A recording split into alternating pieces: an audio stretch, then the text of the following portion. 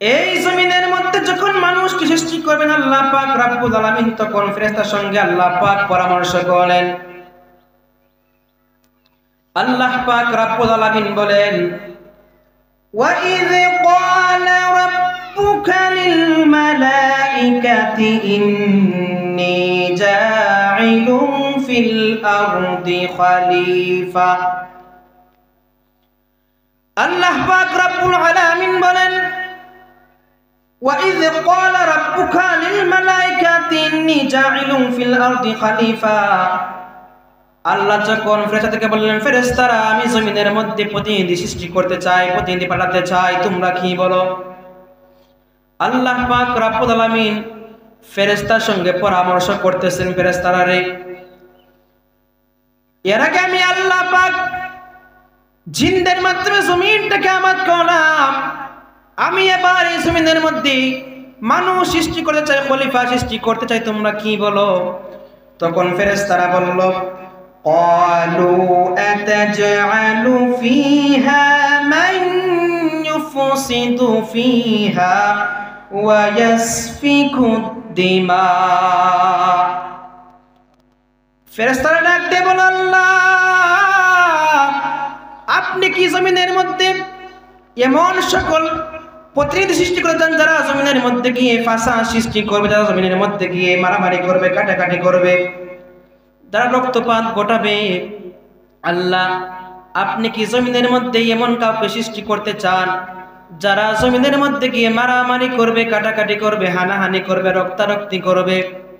এরপর তারা বলতেছে, ওয়ানাহনু নুসাব্বিহু বিহামদিকা ওয়া নুকদ্দিসু লাক, আর আমরাই তো আপনার প্রশংসা করছি, আমরাই আপনার তাসবিহ পাঠ করছি, আমরাই আপনার গুণগান করছি।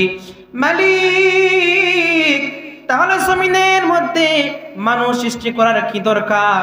তখন আল্লাহ পাক ডাক দিয়া বললেন, ক্বালা ইন্নী আ'লামু মা লা তা'লামুন। আল্লাহ পাক বললেন, নিশ্চয়ই আমি যাহা জানি তোমরা তাহা জানো না।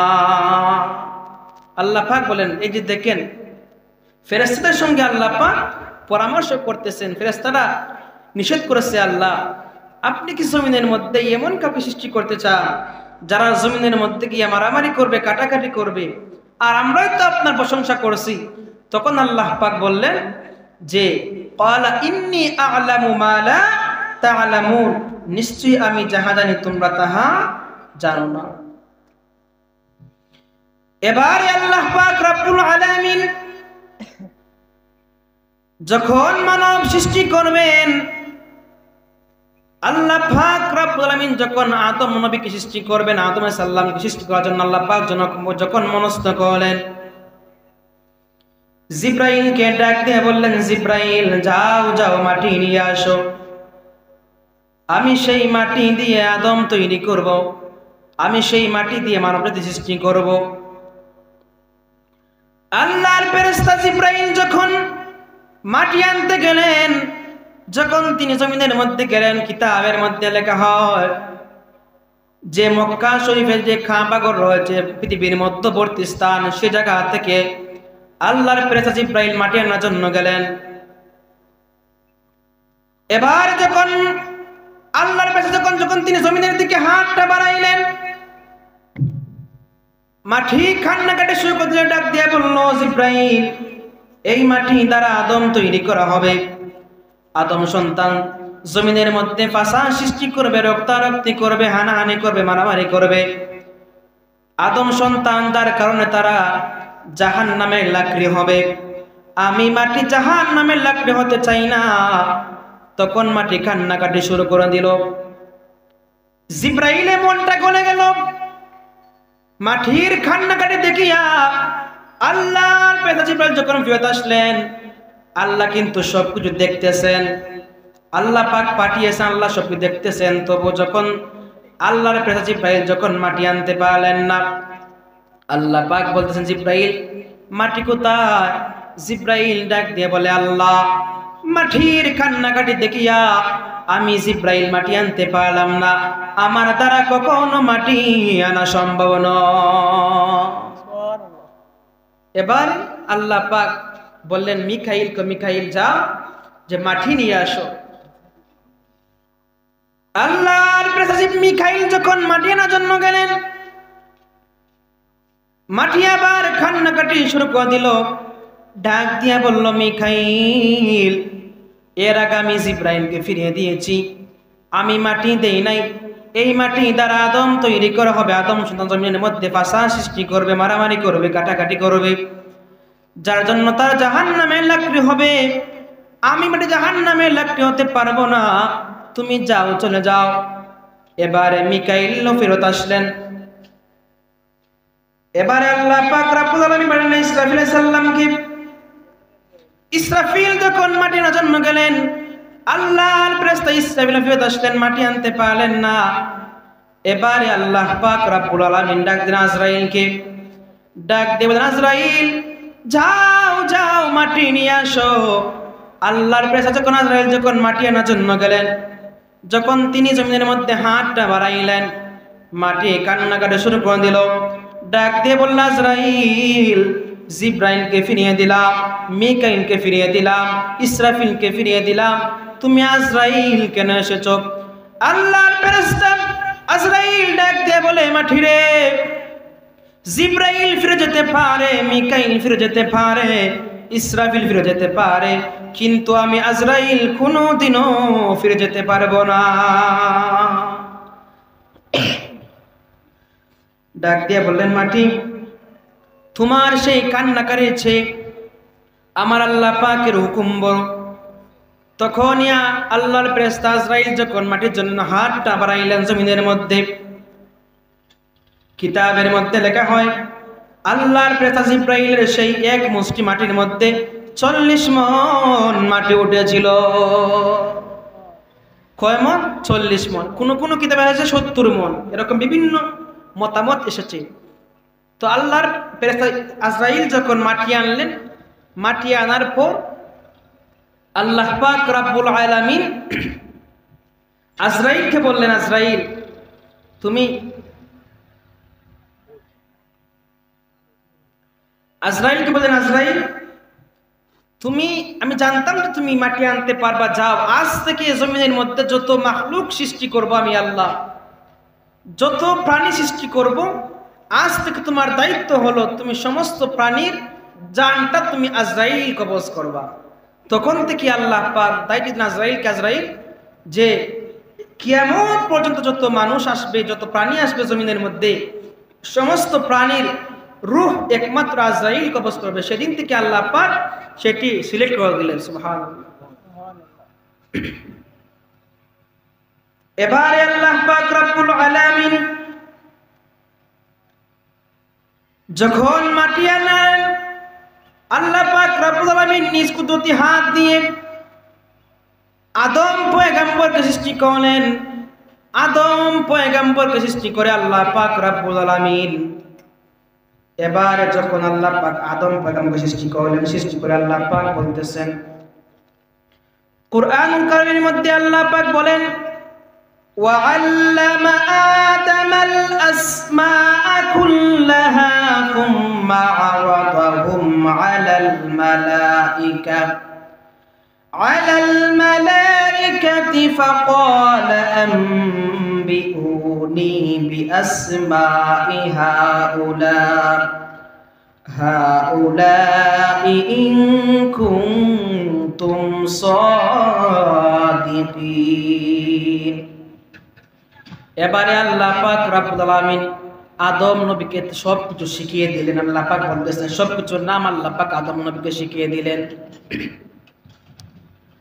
আদম নবীর মধ্যে আল্লাহ পাক রব্বুল আলামিন এমন সকল নিয়ামত দান করলেন, জমির মধ্যে যত কিছু আছে, যত প্রাণী আছে, যত ফসল আছে, যত জীবজন্তু আছে, সমস্ত জীবজন্তু, সমস্ত বৃক্ষলতা যা কিছু সবকিছুর নাম আল্লাহ পাক রব্বুল আলামিন আদম নবীকে শিখিয়ে দিলেন।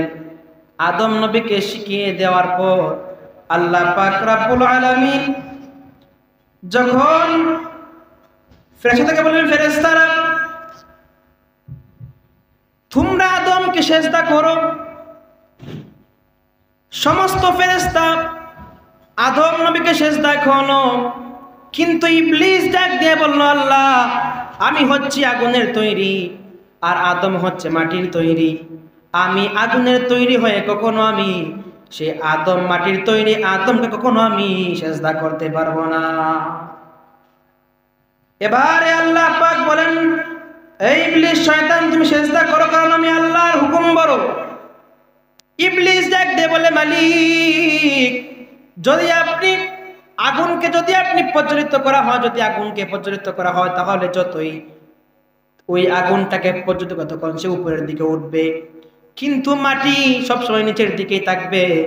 আমি ইবলিস শয়তান আগুনের তৈরি হয়ে কখনো ওই মাটির আদমকে সেজদা করতে পারবো না।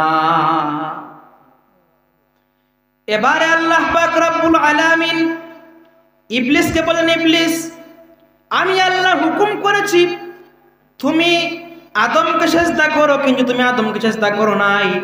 যাও যাও, আজ থেকে আমি আল্লাহ পাক রব্বুল আলামিন তোমাকে অভিশপ্ত করে দিলাম। তুমি এত বছর আমি আল্লাহর গোলামি করেছো, দুনিয়ার এমন কোনো জায়গা নাই, এমন কোনো স্থান নাই যে জায়গার মধ্যে ইবলিস শয়তান সেজদা দেয় নাই। আল্লাহ পাক বলেন, ইবলিস একটি মাত্র আদেশ অমান্য করার কারণে আমি আল্লাহ পাক রব্বুল আলামিন তোমাকে জীবনের জন্য অভিশপ্ত করে দিলাম।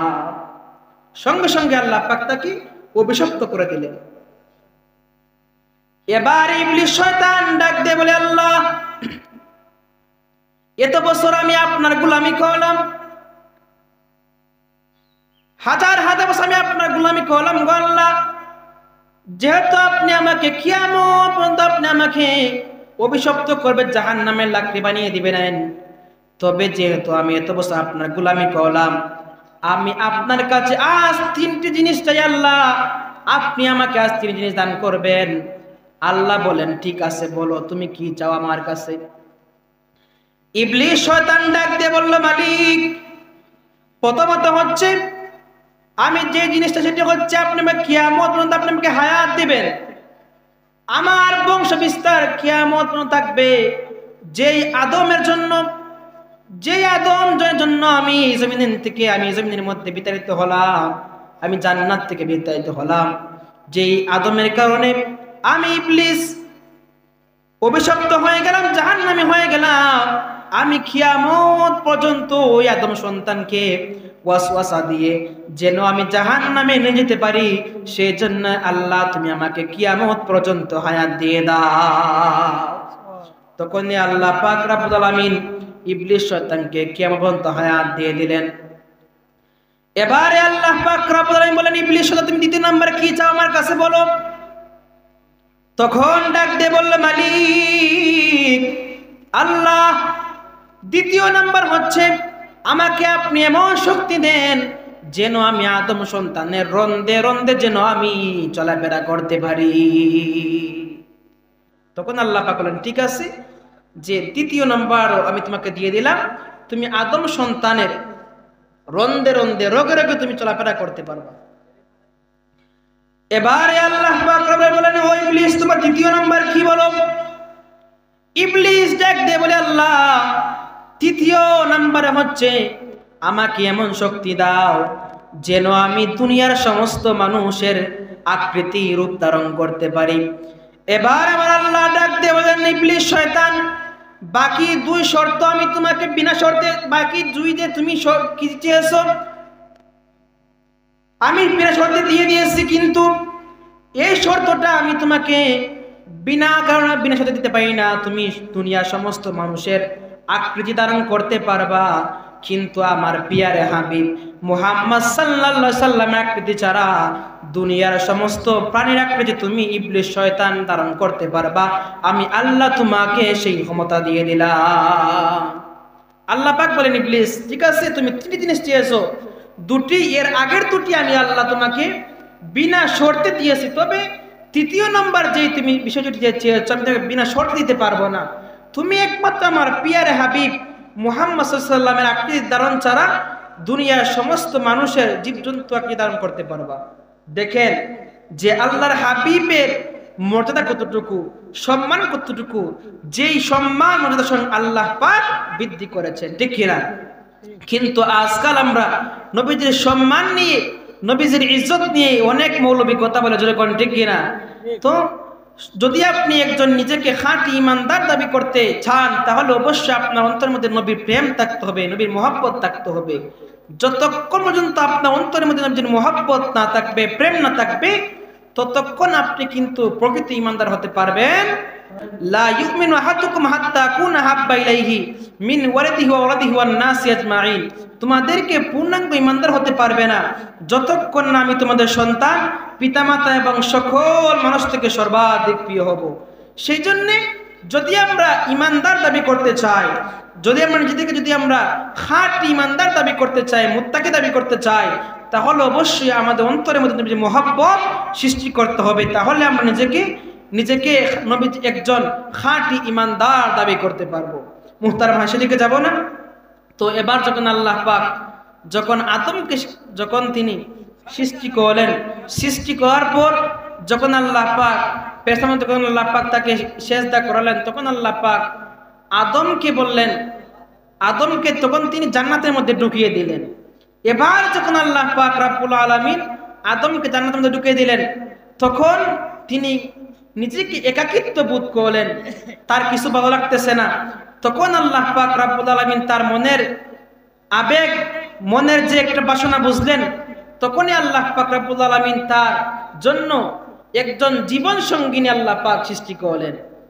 আল্লাহ পাক বলেছেন, ইয়া আইয়ুহান নাসু ইত্তাকু রাব্বাকুমুল্লাযী খালাকাকুম মিন নাফসিন ওয়াহিদাতিন من نفس واحدة وخلق منها زوجها وبث منهما رجالا كثيرا ونساء।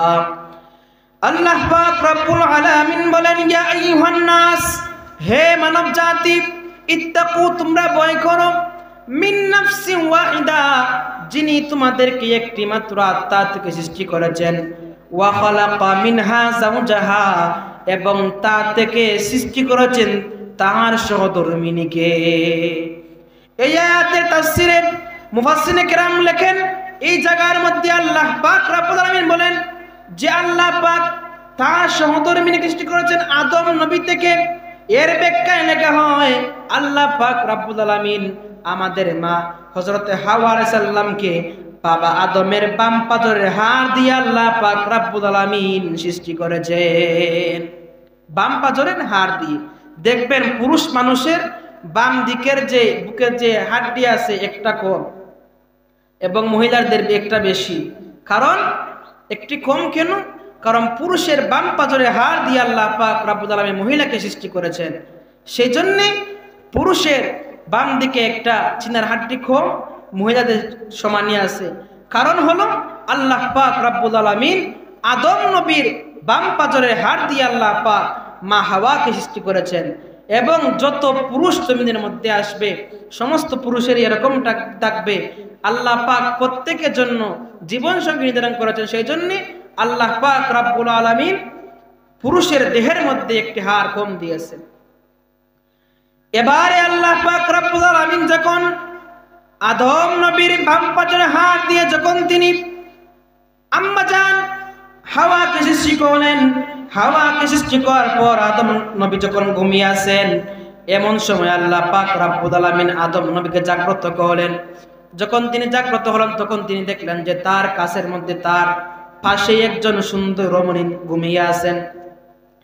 যখন তিনি স্পর্শ করতে যাবেন, যখন তিনি তাকে স্পর্শ করবেন, আল্লাহ পাক বললেন, আদম থামো, তুমি তাকে স্পর্শ করতে পারবে না। তখন আদম নবী বলেন, আল্লাহ তাহলে আমি তাকে কিভাবে স্পর্শ করব? তখন আল্লাহ পাক বললেন, আদম যদি তুমি তাকে স্পর্শ করতে চাও তাহলে তুমি আগে মোহর আদায় করে নাও, মোহর আদায় করে তারপর তুমি তোমার জীবন সঙ্গিনীকে স্পর্শ করো।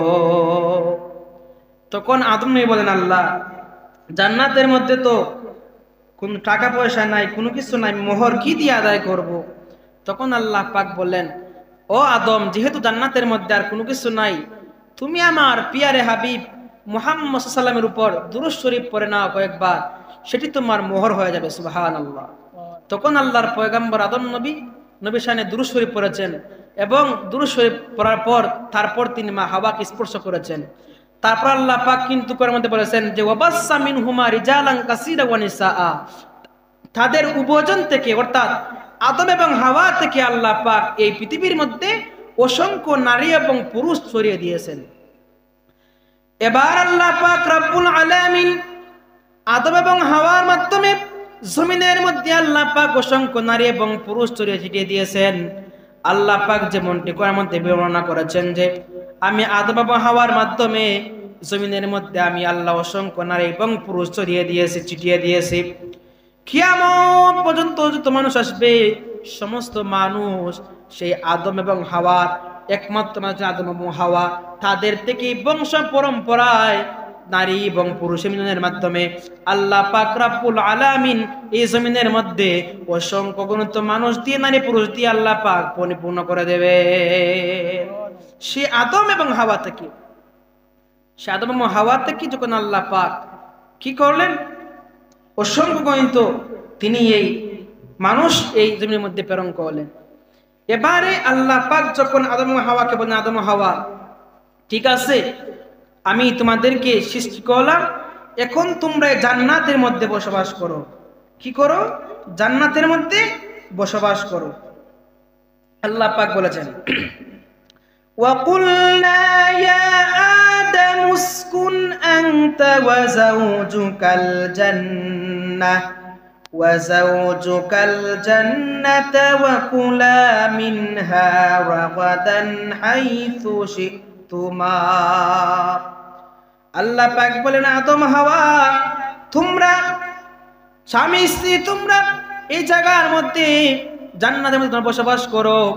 আল্লাহ পাক কিন্তু একটি শর্ত আরোপ করে দিয়েছেন। আল্লাহ পাক বলেন ওয়ালা তাকরাবা হাযিহিশ শাজারাতা ফাতাকুনা মিনাজ যালিমিন, তবে তোমরা জান্নাতের মধ্যে তোমরা বসবাস করবা, খাওয়া দাওয়া করবা, আনন্দ ফুর্তি করবা, তবে তোমরা লা তাকরাবা হাযিহি শাজারা ওয়ালা তাকরাবা হাযিহি শাজারা, তবে তোমরা ওই গাছের নিকটবর্তী হইও না। ফাতাকুনা মিনাজ যালিমিন, তাহলে তোমরা জালেমদের অন্তর্ভুক্ত হয়ে যাবে। আল্লাহ পাক বললেন আদম হাওয়া তোমরা এই জান্নাতে তোমরা বসবাস করো, কিন্তু তোমরা একটি গাছ, যেই গাছ কোনো কিতাবে গন্ধব নামে যেই ফল, তোমরা এই ফলটা ভক্ষণ করো না, এমনকি তোমরা ওই গাছের নিকটবর্তী হয় না। কিন্তু আমরা জানি যে আমাদের শত্রু শয়তানের কিন্তু কিছুই সহ্য হয় না। এবারে আল্লাহর পয়গম্বর আদম হাওয়া যখন জান্নাতে যখন তারা বসবাস করতে শুরু করলেন, আল্লাহ পাক রব্বুল আলামিন তাদেরকে জান্নাতের মধ্যে যখন তিনি বসবাস করতে শুরু করলেন, তখন আল্লাহ পাক রব্বুল আলামিনের যেই হুকুমটা ছিল আদম এবং হাওয়া তোমরা বসবাস করবা ঠিক আছে, কিন্তু তোমরা গাছের নিকটবর্তী হইবা না। কিন্তু শয়তানের তো সহ্য হয় না, শয়তান কিভাবে ধোঁকা দিতে পারে, কোনো সুযোগ পায় না। আদম নবীকে ধোঁকা দিতে পারে না শয়তান, কিন্তু আমাদের আম্মা জান হাওয়া আলাইহিস সালামকে শয়তান ধোঁকা দিয়ে দিল। এমন একদিন হাওয়া আলাইহিস সালাম একা আছেন, এমন সময় শয়তান এসে বলল, হাওয়া শুনো, আমি কিন্তু শয়তান অনেক ভালো মানুষ, কিন্তু আমি তোমাদের ভালোর জন্য বলতেছি, আমি আদমকে অনেক চেষ্টা করেও বোঝাতে পারি নাই তুমি হাওয়া, আমি জানি তোমার মন অত্যন্ত নরম, কিন্তু তোমার স্বামী বুঝে না। তোমরা যদি ওই গাছের ফলটা যদি ভক্ষণ না করো তাহলে তোমরা জাহান্নাম থেকে, তাহলে তোমরা জান্নাত থেকে বিতাড়িত হয়ে যাবা। আমি তোমাদের ভালোর জন্য বলতেছি, তুমি এই ফলটা ভক্ষণ করে এবং তোমার স্বামীকে ভক্ষণ করিয়ে নাও। দেখবেন সমাজের মধ্যে মহিলাদের মন কিন্তু অনেক নরম হয়, পুরুষের চেয়ে মহিলার মন অনেক নরম হয়। তখন ওই শয়তানের ধোঁকায় পড়ে হাওয়া আলাইহিস সালাম তিনি কি করলেন, সেই গন্ধব ফলটা আনলেন এবং তিনি খেয়ে ফেললেন। খাওয়ার পরে আল্লাহ পাক রব্বুল আলামিন কি করলেন, যখন হাওয়া যখন খেলেন, খাওয়ার পর তিনি আসলেন আদম নবীর কাছে। আদম নবীর কাছে আসার পর আদমকে যখন তিনি খাওয়িয়ে দিলেন, তখন আল্লাহ পাক তার উপর নারাজ হয়ে গেলেন। নারাজ হওয়ার পর আল্লাহ পাক তাদের উপর যখন অখুশি হয়ে গেলেন, তখন তাদের শরীর থেকে সঙ্গে সঙ্গে জান্নাতি কাপড় জড়ে পড়ে গেল, তারা উলঙ্গ হয়ে গেলেন। তখনই আল্লাহ পাক রব্বুল আলামিন, এটা কিন্তু আল্লাহর একটি যে মনোবাসনা, তিনি এরকম জমিনের মধ্যে আসবেন। তো যখন তাদের শরীরে যখন তারা জান্নাতি পোশাক যখন তিনি খুলে ফেললেন, যখন জড়ে গেল, জড়ে যাওয়ার পর লজ্জাস্থান রাখার জন্য কি করবেন, আদম নবীজি কি করলেন, তার লজ্জাস্থান রাখার জন্য একটি জাপটা মারলেন জান্নাতের মধ্যে। কিতাবের মধ্যে লেখা হয় ওই সময়ে আদম নবীর হাতের মধ্যে 3টি পাতা ছিল। কয়টি পাতা? 3টি পাতা। 3 নামক যেই গাছ আছে, সেই 3 গাছের যে পাতা আছে, ওই পাতাটা আদম নবীর কাছে আসলো। এবং হাওয়া সাল্লাম যখন তিনি জাপটা দিলেন, 5টি পাতা আসলো। এখান থেকে একটি শিক্ষা নিই আমরা যখন পুরুষকে যখন আমরা দাফন করি, পুরুষ যখন মারা যায় তখন আমরা কয় কাপড় দিয়ে দাফন করি? 3টি কাপড় দিয়ে আমরা দাফন করি, কাপড়ে কাপড় দিয়ে আমরা দাফন করি। আর যখন মহিলা মারা যায় তখন আমরা 5টি কাপড় দিয়ে আমরা কি করি? তাকে দাফন করি। এই যে আদম এবং হাওয়া থেকে 3 আর 5 চলে আসছে, কিয়ামত পর্যন্ত আল্লাহ পাক রব্বুল আলামিন এটাকে জারি রেখেছেন। আল্লাহু আকবার। দেখুন, আদম এবং হাওয়া থেকে আল্লাহ পাক রব্বুল আলামিন এই নিয়মটা এই চলে আসছে। আদম নবীজি জাপটা দিয়েছেন, তিনি তার লজ্জাস্থান ডাকবেন, 3টি পাতা আসলো। হাওয়া সাল্লাম ডাকতে দিলেন, 5টি পাতা আসলো, তাদের লজ্জাস্থান ডাকলেন। যখন তাদের ডাকনা হয়ে গেল, তখন আল্লাহ পাক তাদেরকে জমিনের মধ্যে প্রেরণ করলেন। আল্লাহ পাক রব্বুল আলামিন যখন জমিনের মধ্যে প্রেরণ করলেন আদম এবং হাওয়াকে, আদম পয়গম্বরকে আল্লাহ পাক রব্বুল আলামিন প্রেরণ করলেন শ্রীলঙ্কা সিনহল নামক দ্বীপের মধ্যে। অন্যদিকে আল্লাহ পাক রব্বুল আলামিন হাওয়াকে পাঠালেন জেদ্দা নামক স্থানে। আল্লাহ পাক রব্বুল আলামিন তাদের মধ্যে, উভয়ের মধ্যে অনেক পার্থক্য সৃষ্টি করে দিলেন। কারোর সঙ্গে কারো কোনো দেখা নাই, কোনো সাক্ষাৎ নাই। শাস্তি হিসেবে আল্লাহ পাক রব্বুল আলামিন তাদেরকে শাস্তি দিলেন। আল্লাহ পাক যখন আদম হাওয়াকে যখন পাঠালেন, তখন ছিল অনেক অন্ধকার, কোনো কিছু দেখা যাচ্ছে না, হাত পা কিছুই দেখা যায় না। আল্লাহ পাক রব্বুল আলামিনের কাছে আদম নবী তখন আল্লাহ এমন এক নাফরমানি করে, এমন এক গুনাহ করলাম, আল্লাহ তাকে শাস্তি দিলা। যখন কোনো কিছু অন্ধকার, যখন কিছু দেখা যায় না, তখনই আল্লাহর পয়গম্বর আদম নবী লক্ষ্য করলেন যে পূর্ব দিকে কি একটা আলো দেখা যায়। যখন তিনি জমির মধ্যে আসলেন, দেখলেন যে কোনো কিছু দেখা যাচ্ছে না, সবকিছু অন্ধকার হয়ে গেছে, তার নিজের হাতটাও দেখা যাচ্ছে না। যখন সুবহে সাদিক হয়ে গেল, তখন তিনি লক্ষ্য করলেন যে পূর্ব দিকে মিটিমিটি আলো দেখা যায়। সেই আলো থেকে শুকরিয়া স্বরূপ আল্লাহর পয়গম্বর আদম আলাইহিস সালাম 2 রাকাত নামাজ পড়েছেন। সেই 2 রাকাত নামাজকে আল্লাহ পাক রব্বুল আলামিন আমাদের জন্য এখন পর্যন্ত ফজরের 2 রাকাত হিসেবে আল্লাহ পাক কবুল করেছেন। সুবহানাল্লাহ। আমরা যে ফজরের 2 রাকাত নামাজ পড়ি, ফজরের ফরজ, সেই আদম নবী প্রথম আদায় করেছেন শুকরিয়া স্বরূপ। সেই আল্লাহ পাক বলেন, আমার পয়গম্বর আদম আলাইহিস সালাম 2 রাকাত নামাজ পড়েছেন, আমি সেই নামাজকে বিতাতে দেব না, আমি সেই নামাজকে কিয়ামত পর্যন্ত উম্মতে মুহাম্মদের জন্য আমি আল্লাহ পাক ফরজ করে দিলাম। সুবহানাল্লাহ। তখন থেকে আল্লাহ পাক এই আদম নবী যে 2 রাকাত নামাজ পড়েছেন, সেটা আমরা বলি যে ফজরের নামাজ যেবা নাহি পড়িবে আদম নবী বেজার হইয়া যাই, একটা গজল আছে এরকম, গজলটা আমি ঠিক মতো পারছি না। তো আল্লাহ পাক যখন এই নিয়ামত দিলেন, যখন তিনি জমিনের মধ্যে যখন সুবহে সাদিক হয়ে গেল, তখন আদম নবীর কাছে বনের পশু পাখি আসলো। বনের পশু পাখি আসলো যে আদম নবীকে দেখার জন্য, যে আদম নবী জান্নাত থেকে বিতাড়িত হয়েছেন, আমরা তাকে একটু দেখে আসি। পৃথিবীর মধ্যে যত প্রাণী আছে, সব প্রাণীর মধ্যে সর্বপ্রথম আসলে হরিণীগুলো আসলো। কি আসলো? হরিণী আসলো। হরিণী আসলো, তাদের মনে উদ্দেশ্য হলো যে আদম নবীজি জান্নাত থেকে বিতাড়িত হয়ে আসছেন, আমরা তাকে একটু সান্ত্বনা দেই। দেখবেন যদি কোনো মানুষ বিপদের মধ্যে পড়ে, যদি মানুষ তাকে সান্ত্বনা দেয়, মানুষের সেটা প্রশান্তি পাওয়া যায়। তাদের উদ্দেশ্য হলো আজ যদি আমরা আদম নবীর কাছে যাই, তাকে একটু সান্ত্বনা দেই, হয়তো তার মনে একটু শান্তি পাবেন। তার জন্য তারা বনের হরিণীগুলো দৌড় দিয়ে গেল আদম নবীর কাছে, তাকে তখন সান্ত্বনা দিল। তখন আল্লাহর পয়গম্বর আদম আলাইহিস সালাম কি করলেন? ওই যে জান্নাত থেকে 3 ফল নিয়ে আসছেন, 3 ফলের যে পাতা নিয়ে আসছেন, তাদেরকে ওই 3 ফলের পাতা খেতে দিলেন।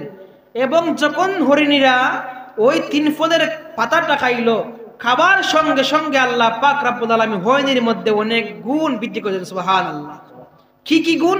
1 নম্বর হচ্ছে আল্লাহ পাক রব্বুল আলামিন যখন আল্লাহর পয়গম্বর যখন আদম নবী যখন ওই হরিণীকে যখন তিনি এই পাতাটা খাওয়ালেন, আল্লাহ পাক তখন হরিণীর দেহের মধ্যে এমন সকল নিয়ামত দিলেন। আল্লাহ পাক রব্বুল আলামিন হরিণীর দেহের মধ্যে এমন সৌন্দর্য দান করলেন, এমন সৌন্দর্য আল্লাহ পাক দান করলেন। জমিনের মধ্যে যত প্রাণী আছে সবচেয়ে সুন্দর হচ্ছে হরিণী। দেখবেন যদি আপনারা জঙ্গলে যান, হরিণী দেখতে কত সুন্দর হয় না? হরিণী দেখতে কি হয়? অনেক সুন্দর হয়। কারণ যে হরিণীর মধ্যে আল্লাহ পাক এমন সকল নিয়ামত দান করেছেন, এমন সৌন্দর্য দিয়েছেন, তার চেহারার মধ্যে, তার যে দেহের মধ্যে এমন দেবদেবী দেখবেন করে, অন্য কোন প্রাণীর মধ্যে সেরকম উজ্জ্বলতা নাই। তার একমাত্র কারণ হচ্ছে যে আল্লাহ পাক এই হরিণীর মধ্যে কি দিয়েছেন? এই নিয়ামতটা বাড়িয়ে দিয়েছেন একমাত্র সেই 3 যে গাছ আছে, সেই গাছের পাতা খাওয়ার কারণে আল্লাহ পাক রব্বুল আলামিন তার নিয়ামত বাড়িয়ে দিয়েছেন। সুবহানাল্লাহ। দ্বিতীয়ত আল্লাহ পাক রব্বুল আলামিন হরিণীর মাংসের মধ্যে আল্লাহ পাক এমন নিয়ামত দান করলেন, আল্লাহ পাক কিন্তু অন্য কোন পশুর মাংসের মধ্যে সেরকম নিয়ামত দান করেন নাই। আল্লাহ পাক রব্বুল আলামিন দেখবেন যে গরু বলেন, মহিষ বলেন, যত প্রাণী আছে, খাসি বলেন, সবচেয়ে দামি হলো হরিণীর মাংস। কারণ কি? আল্লাহ পাক রব্বুল আলামিন হরিণীর মাংসের মধ্যে এমন সকল গুণ দিয়েছেন, আল্লাহ পাক কিন্তু অন্য কোন প্রাণীর মধ্যে সেরকম গুণ দেন নাই। তার একমাত্র কারণ হলো আল্লাহ পয়গম্বরের কাছ থেকে ওই 3 ফলের পাতা খাওয়ার কারণে আল্লাহ পাক রব্বুল আলামিন হরিণীর গোশতের মধ্যে 1000 গুণ স্বাদ বাড়াইয়া দিলেন। কারণ হলো যে 3 ফলের পাতা খাওয়ার কারণে আল্লাহ পাক হরিণীর গোশতের মধ্যে স্বাদ বাড়াইয়া দিলেন। সুবহানাল্লাহ। তৃতীয় নম্বর হলো আল্লাহ পাক রব্বুল আলামিন হরিণীর নাভির মধ্যে একটি দিলেন কস্তুরী, দিলেন কস্তুরী। কস্তুরী হচ্ছে এমন একটি গ্রান, যদি অঞ্চলের মধ্যে সেই হরিণীর কস্তুরী যদি প্রকাশিত হয়ে যায়, তাহলে সঙ্গে সঙ্গে অঞ্চলটা সুগন্ধে ভরপুর হয়ে যাবে, যা অন্য কোন প্রাণীর দেহের মধ্যে আল্লাহ পাক দেন নাই। আল্লাহ পাক বলেন, হরিণী রে আমি একটা দান করলাম, তার কারণ হলো সেই জান্নাতি 3 ফলের পাতা খাওয়ার কারণে আল্লাহ পাক রব্বুল আলামিন সেই হরিণীর মধ্যে আল্লাহ পাক এই 3টা গুণ আল্লাহ পাক বৃদ্ধি করে দেন। সুবহানাল্লাহ। কয়টি গুণ? 3টি গুণ। এক নম্বর হচ্ছে তার দেহের মধ্যে আল্লাহ পাক সৌন্দর্য দান করলেন, দ্বিতীয়ত হচ্ছে গোশতের মধ্যে স্বাদ বৃদ্ধি করে দিলেন, দ্বিতীয়ত হচ্ছে নাভির মধ্যে কস্তুরী দিলেন। তো এবার আল্লাহ পাক যখন এই গুণগুলো দান করলেন, আদম নবী যখন এই হরিণীদেরকে পাতা খাওয়ার জন্য দিলেন, এখন যখন হরিণী যখন তার গুণ বৃদ্ধি হয়ে গেল, বনের অন্যান্য প্রাণীরা তখন কি বলল যে হরিণীরা আদম নবীর কাছে গিয়েছে, যার কারণে তারা 3 ফলের পাতা খেয়েছে, সেজন্য তাদের কি হয়েছে? তাদের গুণ আল্লাহ পাক বৃদ্ধি করে দিয়েছেন। এখন আমরাও যদি যাই, হয়তোবা আল্লাহ পাক আমাদের সেই গুণটাকে বৃদ্ধি করে দিবেন। তাদের মনের মধ্যে উদ্দেশ্য হলো তারা আদম নবীকে সান্ত্বনা দেওয়ার জন্য নয়, তারা তাদের দেহের যে একটা সৌন্দর্য আছে সুন্দর বৃদ্ধি করার জন্য তারা কি গেল আদম নবীর কাছে গিয়ে, তাদেরকে আদম নবীর কাছে যখন তারা এই 3 ফলের পাতাটা গ্রহণ করলো, কিন্তু তাদের দেহের মধ্যে আল্লাহ পাক সৌন্দর্য দান করলেন না। তার কারণ হলো আল্লাহ পাক, আল্লাহর হাবিব বলেছেন যে ইন্নামাল আমালু বিন্নিয়াত, প্রত্যেকটা আমল, প্রত্যেকটা কাজ আপনার নিয়ত অনুযায়ী হয়। ওই সকল হরিণীর নিয়ত ছিল যে দুনিয়ার কোনো প্রাপ্তির জন্য নয়, আমাদের দেহের এই সৌন্দর্যের জন্য নয়, আমরা যাচ্ছি আদম পয়গম্বরকে আমরা কি করব? সান্ত্বনা দান করব। কিন্তু অন্য পারে উদ্দেশ্য ছিল যে আমরা আমাদের দেহের মধ্যে আমাদের সৌন্দর্য বৃদ্ধি করব। তাদের নিয়ত ছিল ভিন্ন। সেজন্য আমরা যারা জমিনের মধ্যে চলাফেরা করব, জীবনের প্রত্যেকটি ক্ষেত্রে ওয়াজ নসিহত বলেন, নামাজ বলেন, রোজা, সব ক্ষেত্রে একটা উদ্দেশ্য হলো যে আমরা যা কিছু করব সব কিছু একমাত্র আল্লাহর জন্য। আল্লাহর হাবিব বলেছেন ইন্নামাল আমালু বিন্নিয়াত, প্রত্যেকটা কাজ তার নিয়তের উপর নির্ভরশীল হয়ে থাকে। যদি কোনো মানুষ একমাত্র আল্লাহর সন্তুষ্টির জন্য যদি সে এই মাহফিল হয়, নামাজ পড়ে, রোজা রাখে, তাহলে আল্লাহ পাক কবুল করবেন। আর যদি কোনো মানুষের উদ্দেশ্য থাকে যে মানুষ আমাকে নামাজি বলবে, মানুষ আমাকে দানবীর বলবে, আমি দান করতেছি, কিঞ্চিত পরিমাণ আপনার কোনো সওয়াব হবে না। কারণ আপনার অন্তরে যে নিয়ত থাকতে হবে যে আল্লাহ আমি নামাজ পড়তেছি একমাত্র আপনাকে খুশি করার জন্য, আমি দান করতেছি একমাত্র আপনাকে খুশি করার জন্য, আমি রোজা রাখলাম একমাত্র আপনাকে খুশি করার জন্য। যদি আপনার অন্তরের মধ্যে এটি থাকে তাহলে আপনার ইবাদত কবুল হবে। আর যদি আপনার অন্তরের মধ্যে থাকে যে মানুষ আমাকে নামাজি বলবে, দানবীর বলবে, আল্লাহর কসম সেই দান নামাজ কখনো আল্লাহ পাকের দরবারে কবুল হবে না। এবারে বলতেছিলাম যে এবারে যখন সেদিকে অনেক লম্বা করে আমি সংক্ষিপ্ত করে বলতেছি, আর মাত্র 10 মিনিট আছে, 20 মিনিট আছে। তো এবারে আল্লাহ পাক যখন আদম এবং হাওয়াকে, আদম নবীকে কথা বলা শ্রীলঙ্কার সিনহল দ্বীপের মধ্যে, কথাগুলো খেয়াল করতে হবে, কোথায়? শ্রীলঙ্কার সিনহল দ্বীপের মধ্যে। এবং হাওয়াকে পাঠালেন আল্লাহ পাক জেদ্দা নামক স্থানে, জেদ্দা আরব কান্ট্রিতে। তো অনেক দূরত্ব শ্রীলঙ্কা থেকে জেদ্দা, কিন্তু অনেক দূরত্ব, অনেক মাইল দূরে। তো তাদের কোনো দেখা নাই, কোনো দেখা সাক্ষাৎ নাই, কান্নাকাটি করেছেন, আল্লাহ পাকের কাছে দোয়া করেছেন, আল্লাহ গুনাহ করেছি, কিন্তু আল্লাহ পাকের দোয়া তো আর কবুল হচ্ছে না। নবী আল্লাহর পয়গাম্বর আদম দোয়া করেন যে রাব্বানা যালামনা আনফুসানা ওয়া ইল্লাম তাগফির লানা ওয়া তারহামনা লানাকুনান্না মিনাল খাসিরিন।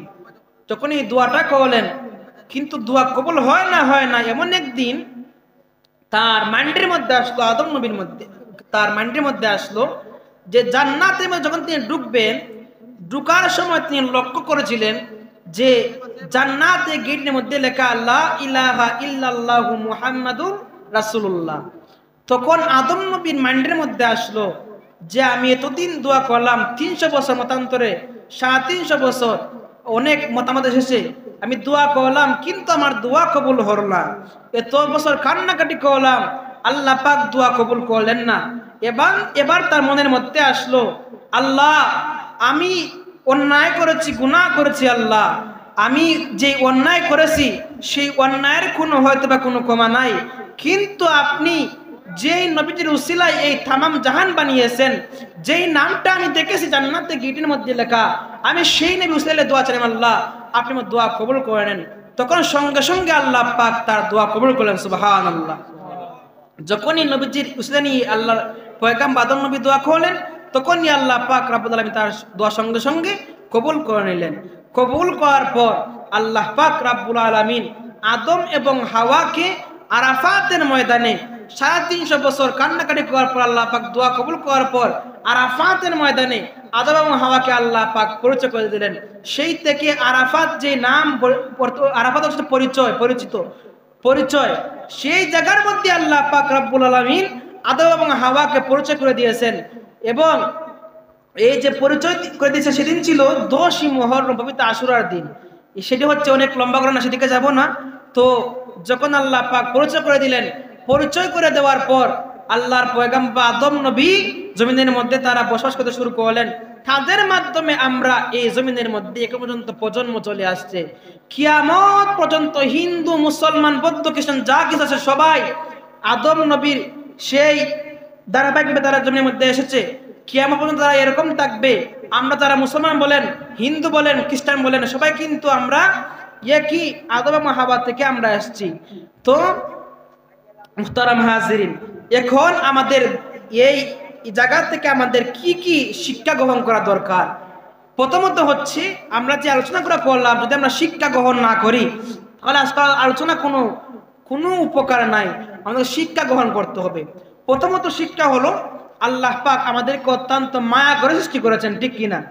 আল্লাহ পাক আমাদেরকে যেরকম মায়া করেছেন, অন্য কোনো প্রাণীকে, অন্য কোনো জীবকে আল্লাহ পাক সেরকম মায়া করেন নাই।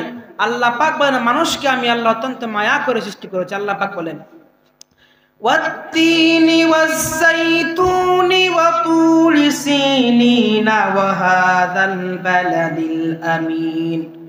আল্লাহ পাক রব্বুল আলামিন তিনের কসম খাইলেন, জৈতুনের কসম খাইলেন, তুর পাহাড়ের কসম খাইলেন, নিরাপদ নগরীর কসম খাইলেন, মক্কা নগরীর কসম খাইলেন। এবং আল্লাহ পাক বলতেছেন লাকাদ খালাকনাল ইনসানা ফি আহসানি তাকওয়িম।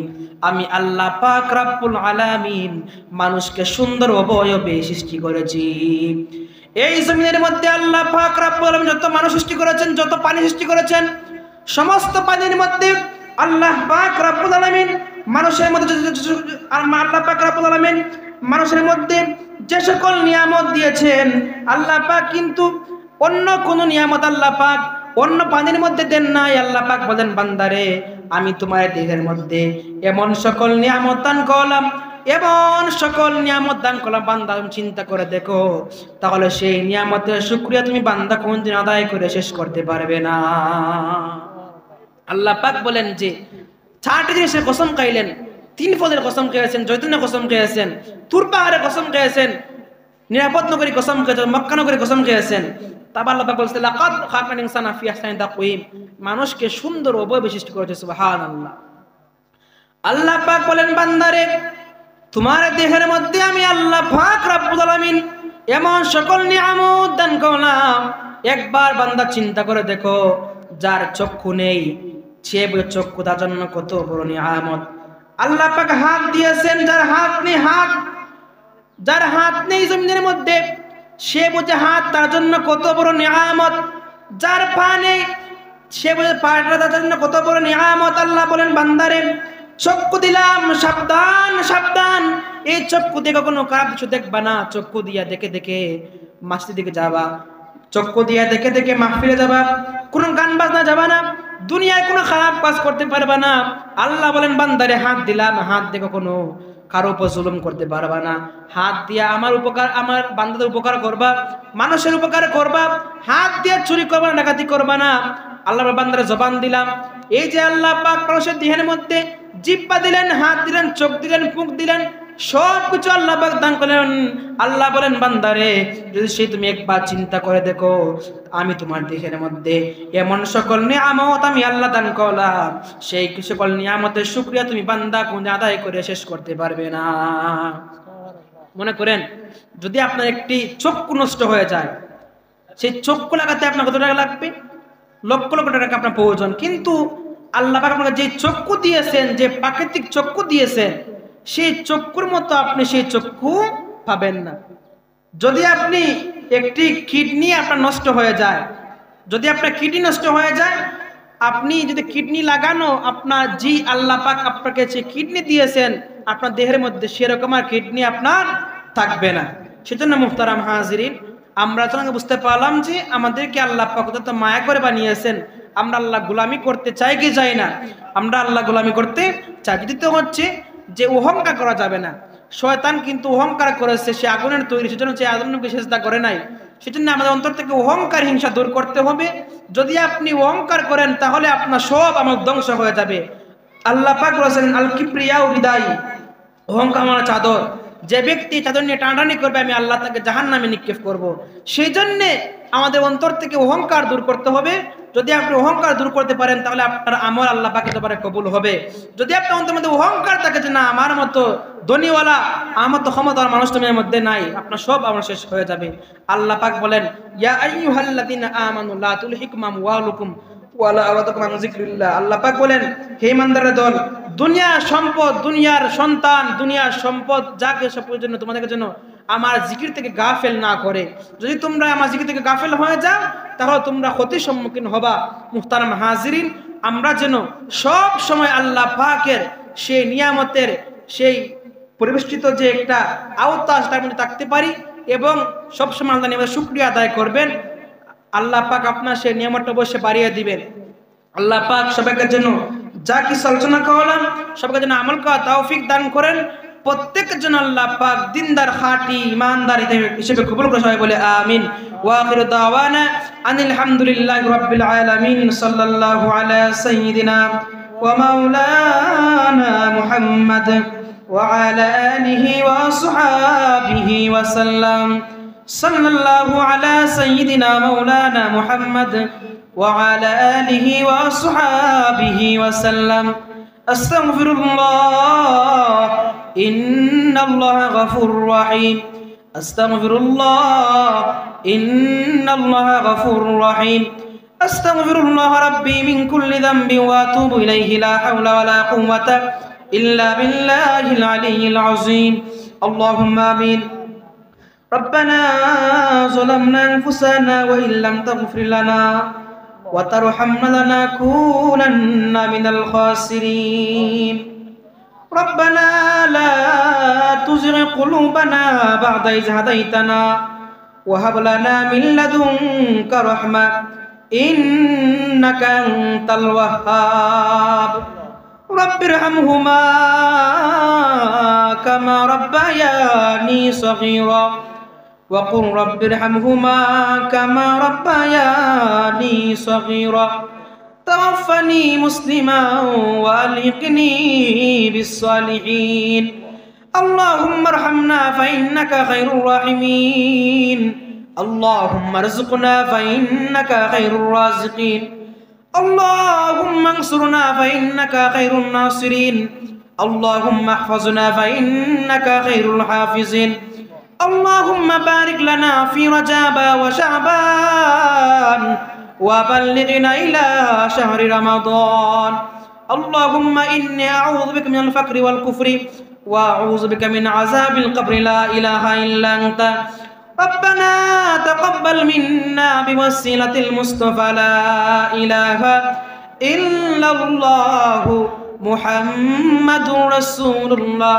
صلى الله عليه وسلم السلام عليكم ورحمة الله